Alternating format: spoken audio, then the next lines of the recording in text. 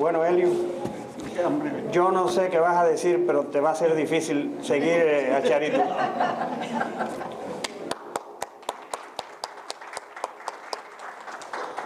No solamente después de la presentación de mi querido profesor, el doctor Rogelio de la Torre, que siempre hago esta anécdota, porque es muy importante, que da completamente la figura del ilustre profesor Rogelio de la Torre. Llegó a la universidad, hizo unas oposiciones formidables, obtuvo la cátedra de Derecho Procesal y se apareció muy jovencito, porque todavía tiene la presencia juvenil, pero en aquellos figuras tenía 23 o 24 años, con un grupo de muchachos que nos habían dicho que acaba de sacarse la cátedra esta, vamos a ver cómo tenemos que estar con él. Y llegó, y desde el primer momento que habló, nos cogió a todos, nos llenó de admiración por su figura, y después de 2 o 3 semanas de prolegómenos y teorías, nos dijo: a partir de la semana que viene van a tener que venir por la tarde 2 horas extras. Todo el mundo se miró y dice: ¿qué es? Que se creerá el nuevo profesor que nos va a quitar el horario de por la mañana nada más. Pero nos enseñó en un seminario cómo ejercer la carrera de Derecho. Seminario para practicar cuando vamos al juzgado, seminario para hacer una demanda de divorcio, es decir, entró a la práctica que después de muchos años, porque tengo familiares abogados y los consulté con ellos y consulté con los abogados de regla y todos coincidieron, no se explicaba nada de práctica forense, no se explicaba nada de práctica, con grandes maestros, porque teníamos maestros de reconocimiento internacional, Alberto Blanco, Eduardo Riverán Brusón, portuando los nombres se pueden sumar no solamente por sus obras, traducción de Ignecerus, en Cuba, en la Facultad de Derecho de la Universidad de La Habana, era una cosa excepcional. Pero hasta que no llegó el doctor Rogelio de la Torre y empezó a explicarnos en sus seminarios los procedimientos, no empezamos a aprender los abogados cómo se ejerce el derecho en el juzgado. Pues tengo que agradecerle a ese brillante profesor que empezó con una carrera magnífica, las palabras llenas de amor y llenas de afecto con que me ha procedido para introducirme a mí y a Esther. Además, ahora estamos muy ligados porque él es el presidente del capítulo de Miami del Círculo de Cultura Panamericano, y lo hace con brillantes. Mi segundo planteamiento, antes de decir algunas palabras que ya no hace falta después de lo de Rogelio y lo de Esther, es el agradecimiento a la NACAI. La NACAI es una institución que, como bien dijo el doctor de la Torre, ha ganado un prestigio extraordinario. Me acuerdo que se fueron en las reuniones de la Intermountain Association. Aquí está nuestro querido Gastón Fernández de Cárdenas, que era el espíritu de esa institución y que hizo reunirse en estas convenciones a todos los profesores cubanos que estábamos rodeados por él. Nosotros estábamos en Nueva York, vinimos, los que estaban en la Florida fueron para allá. Y se empezaron a hacer, gracias, y hay que decirlo, aprovecho la ocasión para decirlo públicamente, gracias a la labor de él, empezaron a surgir secciones de literatura cubana en los organismos, en las convenciones de la MLA. Gracias a la Intermont y gracias a él en su cargo de secretario ejecutivo. Así que mi agradecimiento a muchos de los directivos, que todos fueron a través de la vida amigos nuestros, amigos del alma. El presidente lo quiero como un hermano mayor. Porque, aunque ustedes lo ven, todo ese retoque.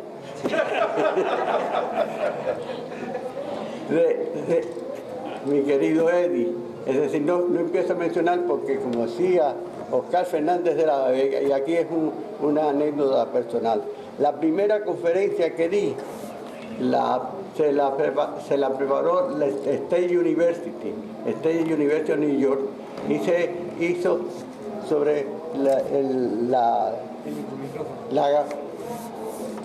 sobre Tula, nuestra gran poetisa. Y entonces yo presenté un trabajo sobre Varona en su famoso trabajo crítico de la Avellaneda, cuando se considera la primera aplicación de la teoría positivista crítica en América, la hizo él. Y entonces estaba ahí mi gran amigo Oscar Fernández La Vega, el ilustre profesor cubano, que ya llegó aquí con la merecida fama de sus grandes trabajos sobre gramática histórica cubana. Y él me quería mucho, porque quería mucho a una persona que está aquí, a Julio Hernández Millares, y como quería tanto a Julio, pues yo cogí un cariño de adopción, de extensión. Y entonces, porque Julio para él era un hijo, el hijo que no tuvo. Y entonces yo, que era el amigo de Julio, pues sería el medio hijo que no tuvo. Lo cierto es que él siempre estaba protegiéndolos. Y antes de venir, me dijo, estoy aquí, me siento en la segunda fila. Ya me desgració porque, figúrense ustedes, al empezar la conferencia estaba nada menos que Oscar Fernández de la Vega sentado. Y entonces, después de que terminó, porque él esto sí era de una rigurosidad extraordinaria, me dice, me gustó toda la conferencia, has cometido un error total. Y yo dije, ay, Dios mío, ¿qué habré dicho? Y dice, que has utilizado el superlativo relativo. Jamás. No uses el superlativo relativo. Tú puedes decirle, es muy inteligente, es muy famoso, pero cuando diga, es el más famoso de todos, ya ahí un profesor en cátedra se cae completamente, porque sale todo el mundo a buscar los casos de excepción. Así que como digo, están aquí muchos amigos míos. A todos va mi corazón, porque me recuerda el pasado. Y cuando se recuerda el pasado me pongo muy sentimental, y cuando empiezo a ser sentimental no puedo ni hablar. Así que trataré ahora de pasar a las palabras siguientes. Ya Charito me está indicando que hable delante de mí. La realidad verdadera es que Humberto Piñera Lleras fue mi inspirador. Yo estaba terminando mi carrera de doctorado de la Universidad de Nueva York, y llegó el momento de escoger la tesis. Cuando voy a escoger la tesis, yo tenía ya preparado todo, porque yo soy una persona bastante organizada.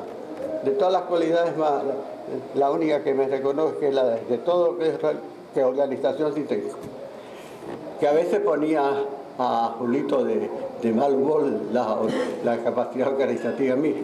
Pero la realidad es que yo había escogido ya el tema de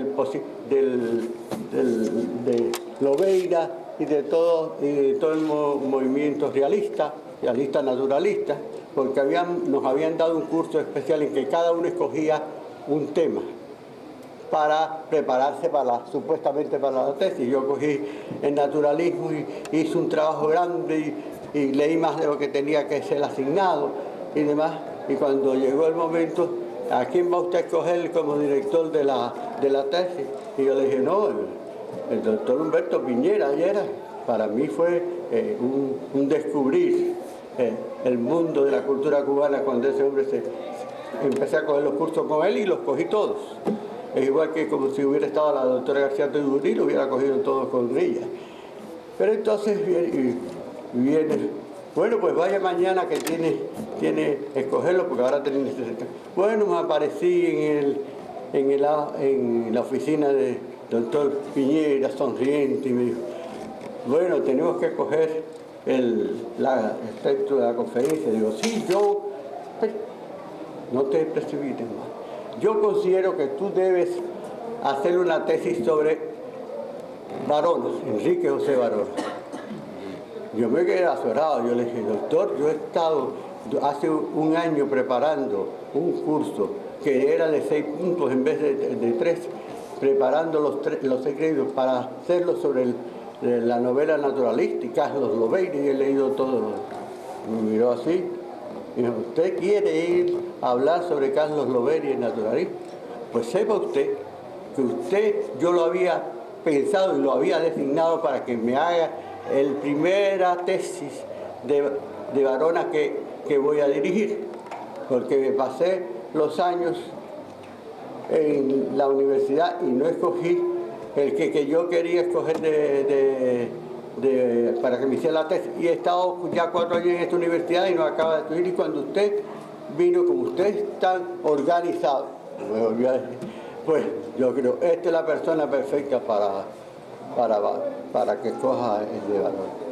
Y yo, bueno, yo lo siento mucho, doctor, pero sinceramente usted sabe lo que es la vida práctica en este país. Ya yo estoy trabajando en la universidad, en el City University de New York.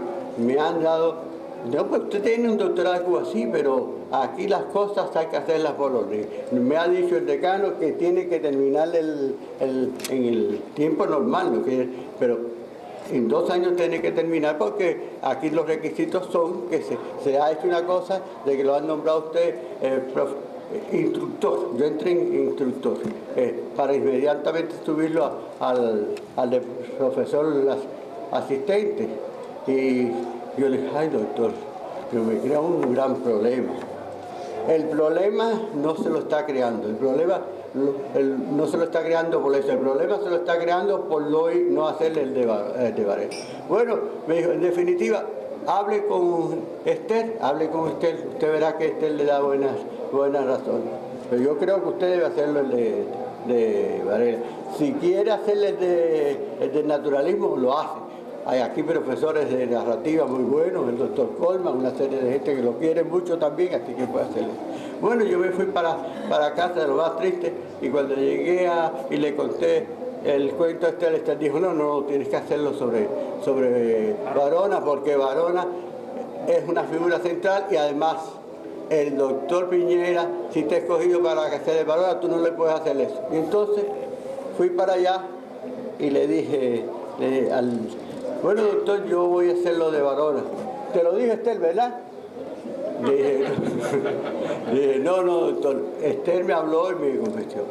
Y hoy día le sigo agradeciendo, nunca le dejaré de agradecerle el consejo. ¿Por qué?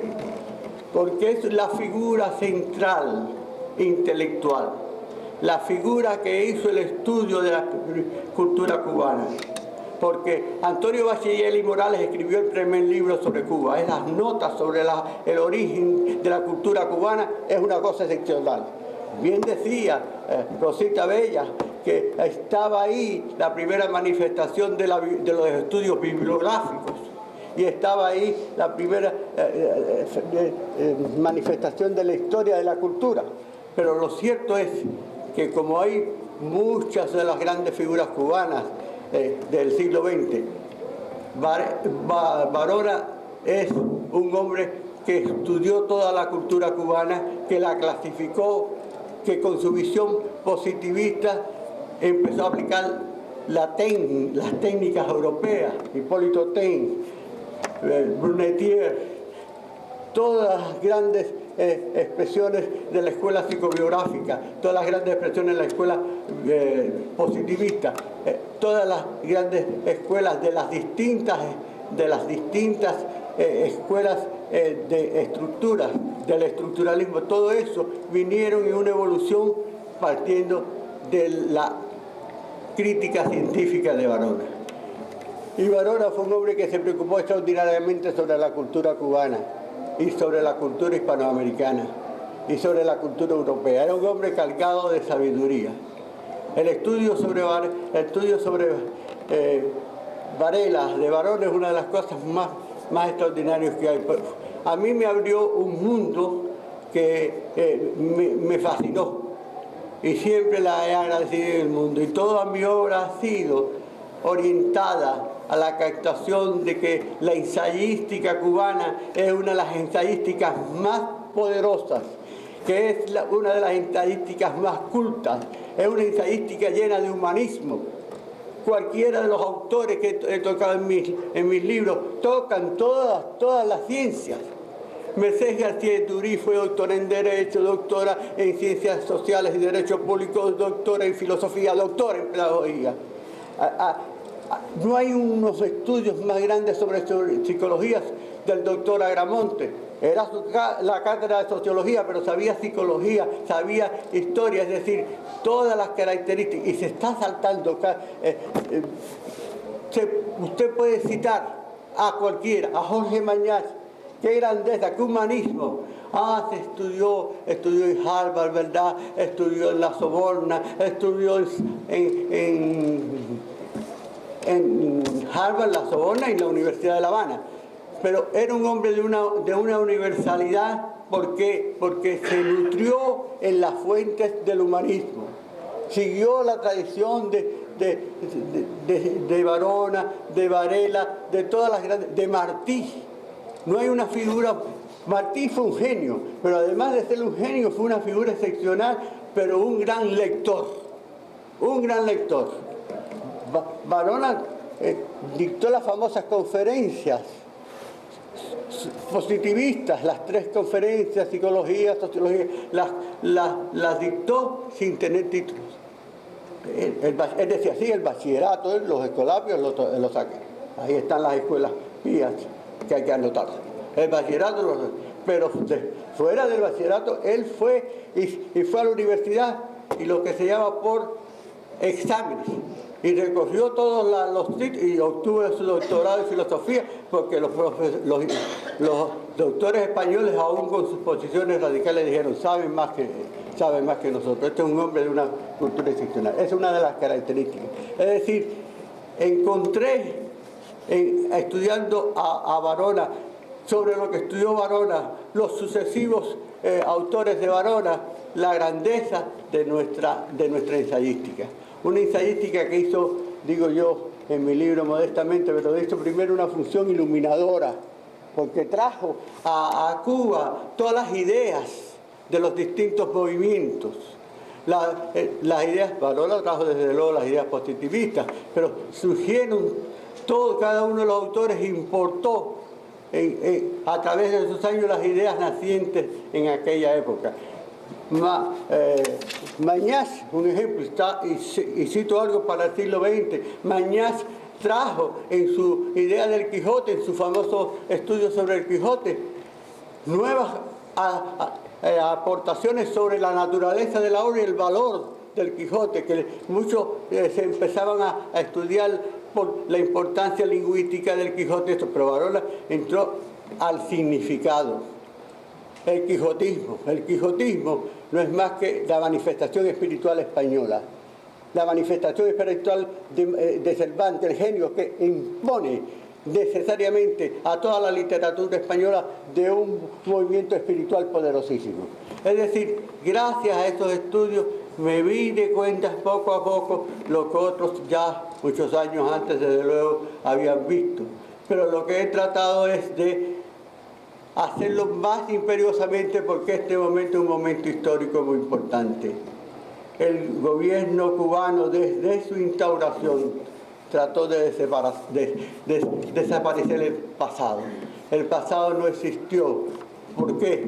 Porque el pasado fue el que creó una conciencia nacional muy importante. Y esa conciencia nacional es la que hace que ahora, después de 50 años, cuando ese bribón, porque hay que decir las palabras, aunque perdonen el exceso, ese bribón que todavía sigue en Cuba y renace en sus 80 años, peor que antes, porque ahora ya está hecho. Aquí está Carlos Alberto Montaner. Bueno, iba a citar a Carlos Alberto. He leído ese artículo de Carlos Alberto en Ideales, es una realidad extraordinaria, maravillosa, contando realmente la decadencia que tiene que venir necesariamente. Estoy diciendo eso para decir que nosotros, todos los cubanos, muchos que estamos aquí, los profesores que llegamos, algunos con doctorados en pedagogía, doctorados en filosofía, y nosotros los abogados que tuvimos que irnos al doctorado en filosofía, porque para pedagogía había que saber mucho inglés. Siempre es verdad, no se puede ser un buen abogado sin tener un dominio exacto del idioma. Pues nos dedicamos por nostalgia a volver al pasado. Nosotros, Yadito y yo, siempre estamos en Cuba y en La Habana. No importa, porque estamos hablando de Cirilo Villaverde. Hizo una Habana del siglo XIX, pero estamos en La Habana. Es decir, la lucha por renacer en las futuras generaciones, la existencia de una Habana y de una Cuba poderosa en cultura, porque la gran fuerza de los pueblos es la cultura. Y gracias a esa cultura que se tiene y que se tuvo y que trajeron muchos de nosotros, de nuestra generación, pero más nuestros padres ya en cierta avanzada edad, esa cultura es lo que ha permitido que lo que llamaba los grandes historiadores el milagro cubano. Es decir, ha pasado tantos años y los sátrapas, pensando que ya a los 20 años, 25 años no existía Cuba, han pasado 50 y Cuba está muy sólida. Porque Cuba está con Varona, Cuba está con Varela, el que nos enseñó a pensar. Varela, el hombre que fue un hombre que siguió sus sentimientos y su fe que nunca quebrantó, pero que sin embargo estuvo en conciliación con las ideas renovadoras de la época y se enfrentó al escolasticismo, que mi profesor Piñera siempre decía, cuidado, que no se trata de la divina escolástica, la escolástica es una cosa que no podrán destruir nunca, pero el escolasticismo fue una escuela didáctica, así que estuvo bien eso de decir que es luchador contra la escolástica, como José de la Luz y Caballero. Es decir, todos estos grandes hombres sembraron en Cuba un sentimiento de conciencia nacional que se desarrolló en el siglo XIX con todas estas grandes figuras y que tuvo en el siglo XX también figuras importantísimas como Francisco Echazo. Cada uno de ellos hicieron libros fundamentales para la patria. Y por lo tanto, lo único que yo he hecho y que no considero tan importancia, lo que pasa es que yo tengo tan buenos amigos que enseguida me da más jerarquía de lo que tengo, pues pasa. El que no me conoce pasa. Pero realmente lo que creo señalar es que la conciencia nacional ha podido ser la fuerza extraordinaria que a pesar de los 50 años que pensaron ellos que no iba a existir una conciencia nacional, este pueblo sigue representando en el exilio un paladar y una esperanza para el pueblo cubano.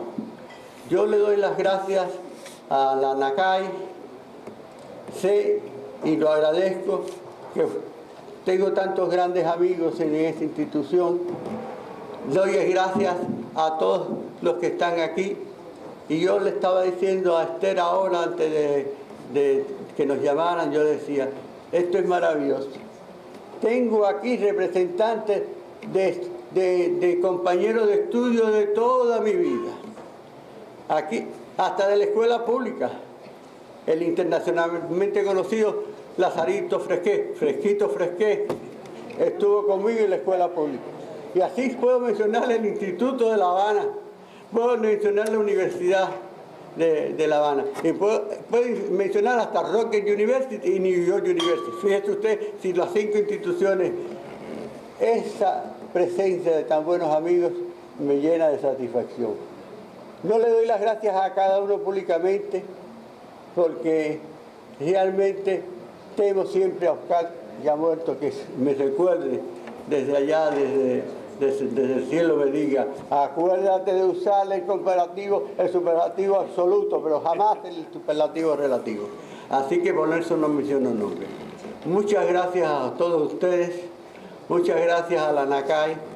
Para nosotros, allá en nuestro pueblecito de Verona, en una loma muy grande, que solo contemplamos la Universidad de Moncler, donde ella profesó tantos años. Disfrutaremos este momento como uno de los más grandes de nuestra vida. Muchas gracias.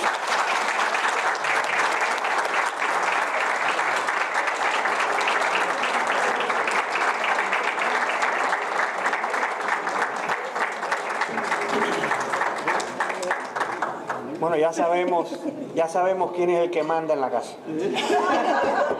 Ahora lo viene a hacer. Ahora lo vine a confirmar.